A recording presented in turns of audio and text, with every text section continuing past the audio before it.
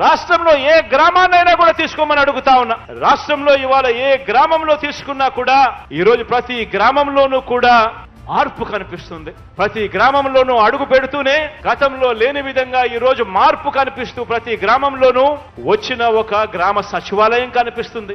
అందులో పనిచేస్తా ఉన్న 10 మంది శాశ్వత ఉద్యోగస్తులుగా మన గ్రామానికి సంబంధించిన మన పిల్లలు అక్కడ ఉద్యోగాలు చేస్తూ కనిపిస్తా ఉన్నారు. ప్రతి గ్రామంలోనూ వాలంటీర్ వ్యవస్థ కనిపిస్తుంది. ప్రతి 70 ఇళ్లకు 50 ఇళ్లకు ఒక చెల్లెమ్మ ఒక తమ్ముడు తోడుగా నిలబడుతూ చెయ్యి పట్టుకొని నడిపిస్తా ఉన్న వ్యవస్థ కనిపిస్తుంది.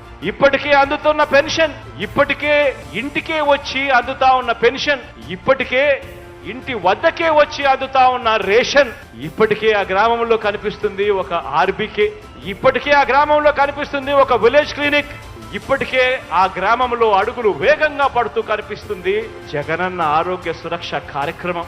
ఆ గ్రామంలో మారిన స్కూళ్లు కనిపిస్తాయి, మారిన హాస్పిటళ్లు కనిపిస్తాయి. నాడు నేడుతో మన కళ్ళ ఎదుటే మార్పు జరుగుతా ఉన్న పరిస్థితులు కనిపిస్తాయి. మన పిల్లలు చేతుల్లో ట్యాబులు కనిపిస్తాయి. స్కూళ్లకు వెళ్తే IFP క్లాస్ రూములు కనిపిస్తాయి డిజిటల్ బోధనతో.